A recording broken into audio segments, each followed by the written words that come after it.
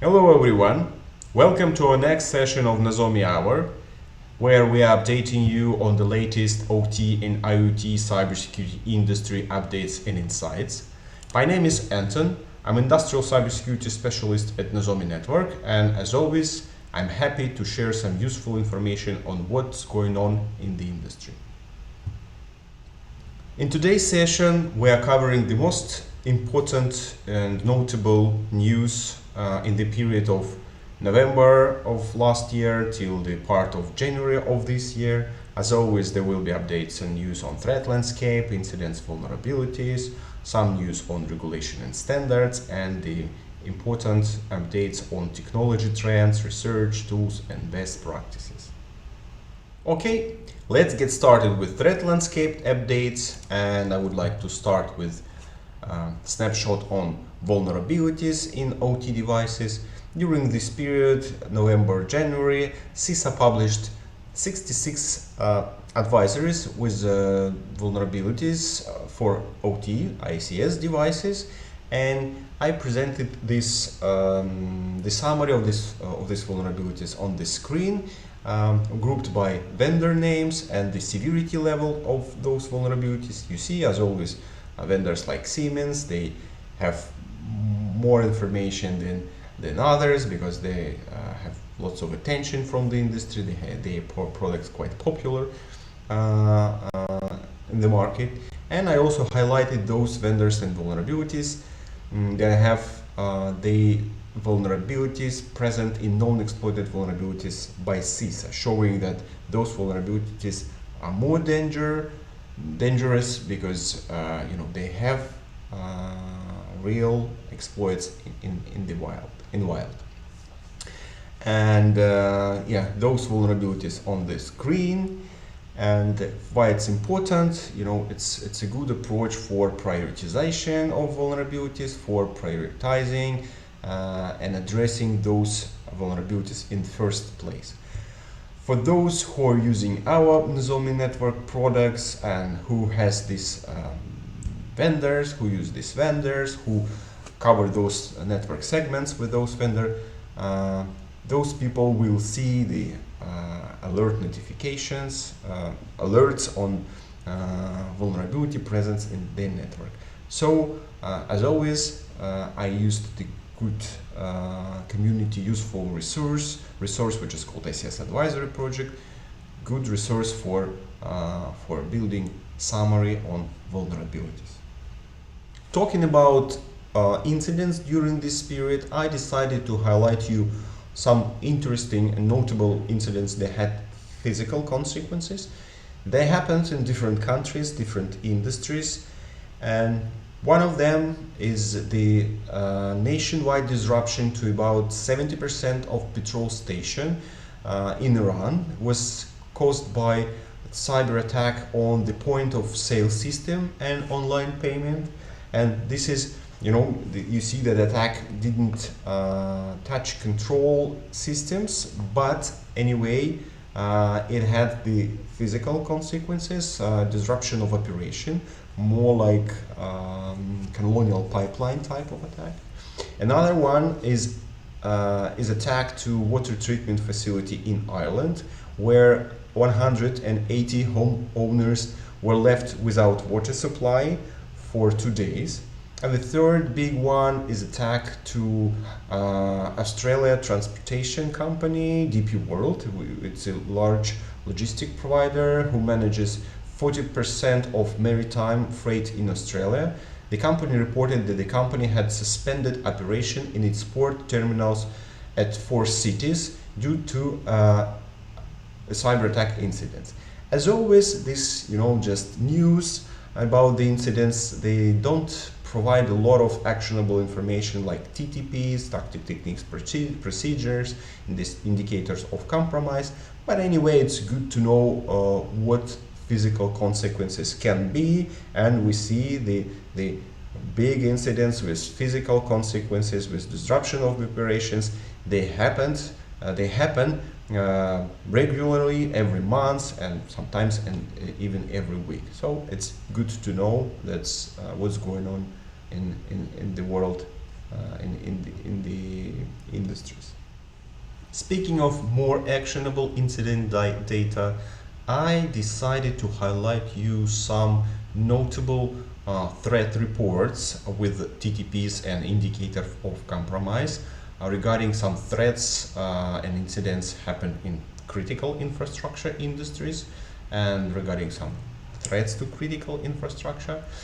One of them is a good report by Danish sector CERT on the attack against 22 Danish energy infrastructure companies. They were compromised in a coordinated attacks. The result was that attackers gained access to some of the company's industrial control systems, and several companies had to go into island mode operation. So this report consists of good indicator of compromise that you can use in your for your protection and the detection of these kind of threats. Another one is a good write-up on cyber attack to Ukrainian power companies, where the attackers used the living off the land techniques when they didn't develop some specific malware. They just used the official configuration tools, kind of to be in the stealth mode. Quite known techniques, but it's good that Mendian highlighted that, and also indicators of compromise are available. Another good report was published by CISA about the attack on some PLCs in multiple sectors, including water treatment. It was attack by Cyber Avengers group, and they used the compromised controllers by Unitronics company. And this is the vendor that I highlighted on my previous slide with vulnerabilities, the one that has vulnerability in the known exploited vulnerabilities catalog by CISA. Also available, the indicators of compromise available. And there were some updates on new ransomware group activities by CISA on such ransomware groups as Reseda, LogB 3.0, Play, Alpha V, Black Cat, and so on. All these reports have indicators of compromise, and again, it would be great to mention that those who use our Nozomi network solution, those indicators of compromise are delivered by our threat intelligence subscription. Also, talking about attack techniques, I would like to remind you about the Mitra Attack framework. It's a knowledge base that helps model cyber adversaries tactics and techniques, and shows how to detect or stop them.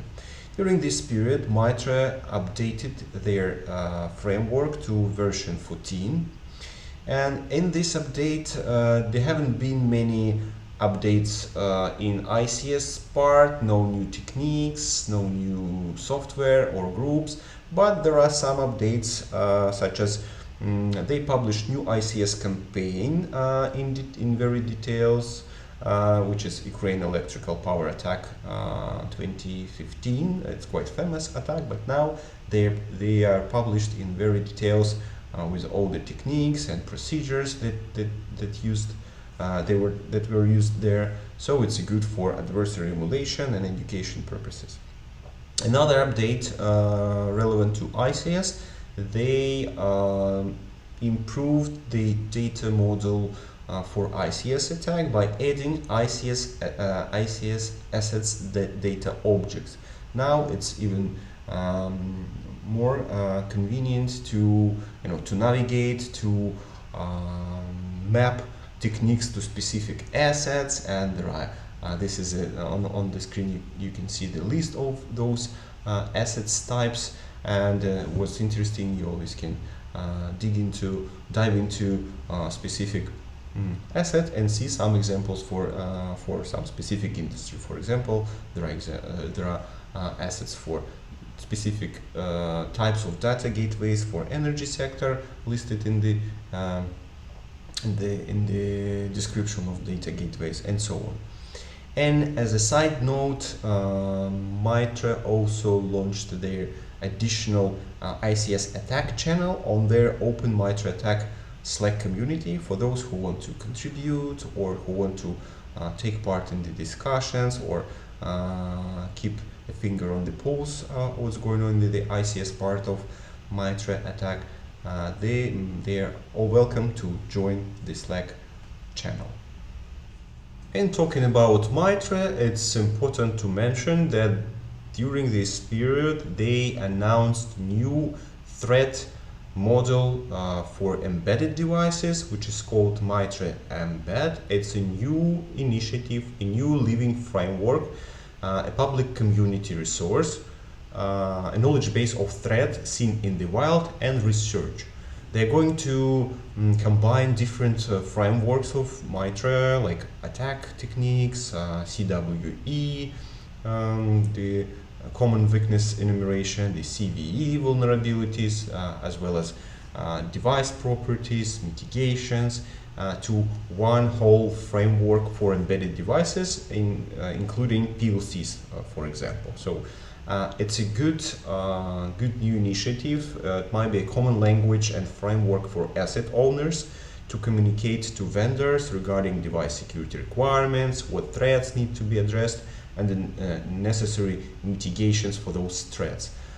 This threat model is anticipated to be released in early this year, 2024. For those who are interested to know more, to participate, to be updated, Mitra is welcome to send the message to them by email listed, put it on this slide.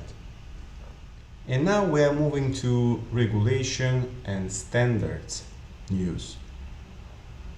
First of all, I would like to highlight updates on series of standards for power system management and associated information exchange, IEC 62351.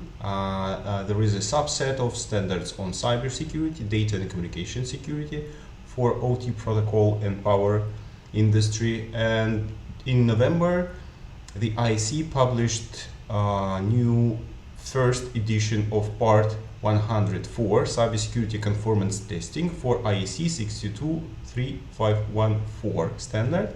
But it's not the only update. I decided to highlight that during the last half of the year they published additional second edition of two more standards, part 3, which is responsible for communication, network and system security, implementing encryption in OT communication and power management system, and part 9, cybersecurity key management for power system equipment.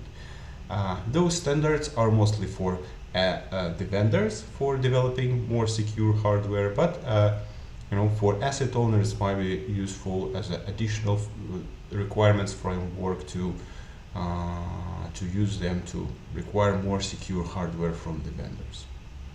Okay, moving on. Another IEC related news is that IEC released the second edition of standard 62443-2-4, which specifies a set of requirements for security related processes that ICS service providers can offer to the asset owners during integration and maintenance activity. So in light of lots of attention to supply chain risk management strategies, it's a good reference to address those supply chain risk on stages of maintenance and integration. So good to know that they have a second edition now. Additionally, talking about 62443 standard, in this December, ISA 99 committee, which is responsible for cybersecurity for IT standard development, invited participants to a new working group, Joint Team 6244316, which is responsible for IoT and cloud service security requirements. It's a good news, it's a good chance for people to participate, and I just wanted to remind you that everyone can join ISA 99 standard committee. at least at the entry level information member, when you can receive committee mailing, you can have access to committee documents, attend committee meetings, and even submit your draft comments on their on other information when requested by the committee. But at this level you will not have rights to vote, but if you want those rights you can choose another paid membership for the committee. It's a good place to be involved in the processes, to be updated what's going on. I'm personally an information member of the committee. It's a great resource, a great community. Mentioning cloud, I would like to say that at the beginning of November, the Computer Emergency Response Team of Organization of Islamic Cooperation, the organization that includes 27 countries all over the world, Middle East, Africa, Asia, and Pacific Ocean region. This CERT released their first cloud security framework, which is a collaborative work by UAE and Egypt. It's a common security approach for risk assessment and management, and an open standard that can be used to mitigate technical difficulties in the domain of cloud computing for OIC CERT member states. This framework is mainly intended for regulatory authorities of member states, but anyway, for asset owners, especially in these countries, in these regions, it's good to know that there is additional reference, additional framework they can use for building their relationship with cloud providers, especially in the light of movement, industrial control systems vendors and security vendors into cloud. And now we came to the final part of today's session, is the technology trends, technology updates, best practices. And again, I would like to start with updates on Nozomi network side, what we did with our product portfolio, and then I will highlight some interesting updates beyond Nozomi portfolio. So first, what we did during this period, we added additional scoring system for vulnerability management, which is called Exploit Prediction Scoring System, EPSS. It's an open data-driven effort. It's a community system, scoring system, which estimates the likelihood that software vulnerability will be exploited in the wild. As an additional scoring system, it complements CISA scoring and known exploited vulnerabilities scoring by CISA. So it might be used as an alternative approach or as additional one. There is a discussion in the community that, for example, in known exploited vulnerability catalog is not transparent. It's hard to understand how CISA put vulnerabilities in there. So there is an alternative approach with open data-driven and community approach with EPSS, which also measures the likelihood. So good for prioritization, vulnerability management, for patch management. In our solutions, it's available in Guardian in CMC as a query field, which might be used as well for creating assertions, which are our custom rules for example, for alerting on specific particular vulnerabilities with high level of score, EPSS score. Good addition to vulnerability management. Next update is Nozomi now supports JA3S detection rules for detecting suspicious encrypted TLS traffic. It is much more effective ways to detect malicious activity over encrypted TLS than IP or domain-based indicators of compromise. JA3S fingerprints the server response behavior. JA3 detects the client application communication.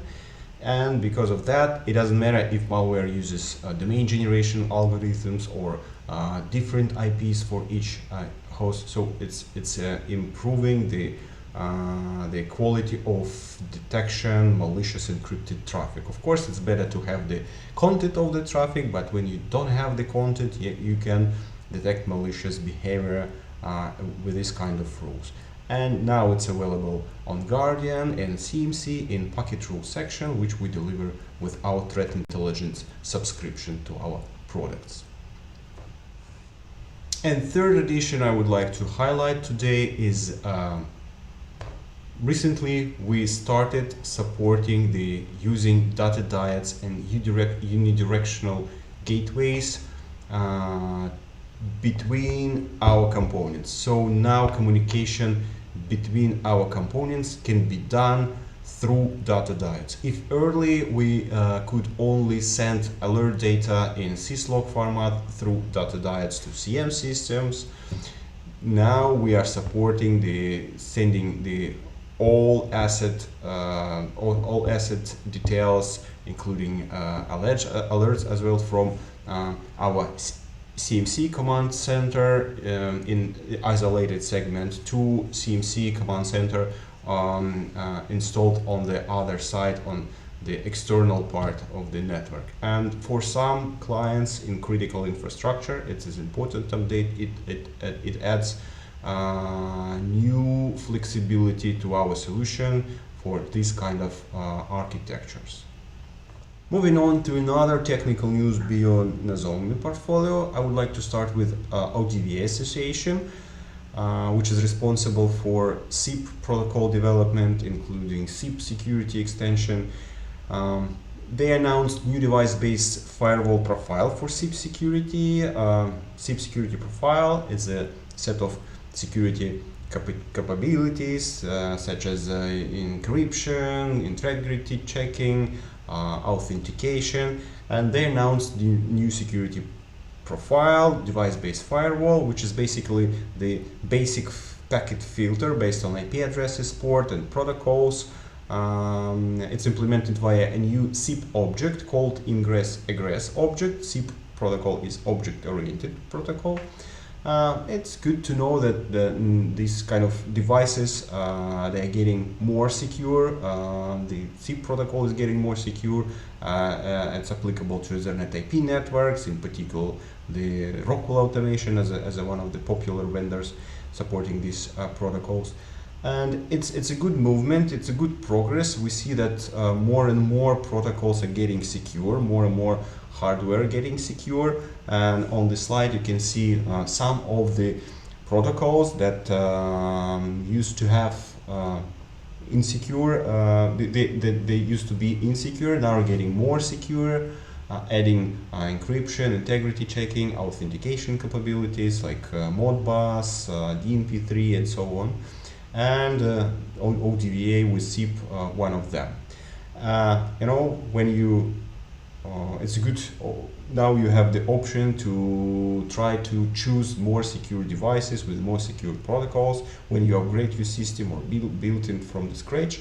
But I just a warning, just a reminder, when you choose to use secure protocol, be careful with encryption, because when you secure your link with encryption, you can lose visibility for network security monitoring tools, and that sense you can make it worse. So try to find the balance, maybe use integrity checking or authentication instead of encryption, so you have the more visibility on what's going on in your network. Another interesting update is that Mitra Caldera, which is adversary regulation platform by Mitra, released new OT plugins. If last time I told you that they released first 3 plugins for DNP3, Modbus and BACnet protocol, this time they released 2 more for Profinet DCP, which is used a lot in Siemens devices for emulating discovering, profiling, modifying Profinet devices, and plugin for IC61850 management protocol, MMS protocol, emulating techniques for executing IEC61850 services to perform collection, inhibit response function, and impair process control. So, as always, you can use these tools for practical exercises, for adversary emulation, for SAT, FAT tests, but again, be careful using them in production networks. They are not for that. Talking about best practices, I would like to mention that Saudi Arabia's National Cybersecurity Authority, NCA, updated and extended their cybersecurity toolkit, which is basically a set of templates such as policies, standards, governance documents and procedures available in English and Arabic, in PDF, Excel and Word formats, which consist of not only general IT security processes template, but also some OT specific templates such as cybersecurity policy for OT, data diet standard, OT ICS security standard.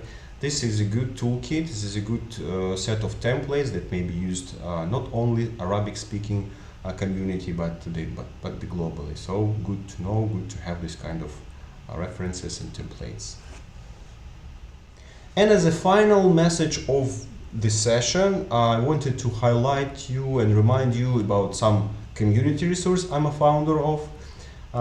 For those who want to be aware of what's going on in the industry, who want to keep a finger on the industry pulse, and who like listening podcasts, there is a curated playlist feed of OT cybersecurity related podcast episode, which I've been maintaining since 2018, collecting all the podcast episodes in any language regarding OT and ICS security. Now it's available on podcast platform, including Apple Podcasts, Spotify, Amazon Music. So everyone can freely subscribe to it, to listen to it. It's totally free. It's just my contribution to the community. And as always, if you see some podcasts that are not in the playlist, please let me know. I will be happy to keep adding them to the playlist to make a great playlist of all available podcasts globally regarding OT cybersecurity. And that's it for today's session. Thank you very much for watching.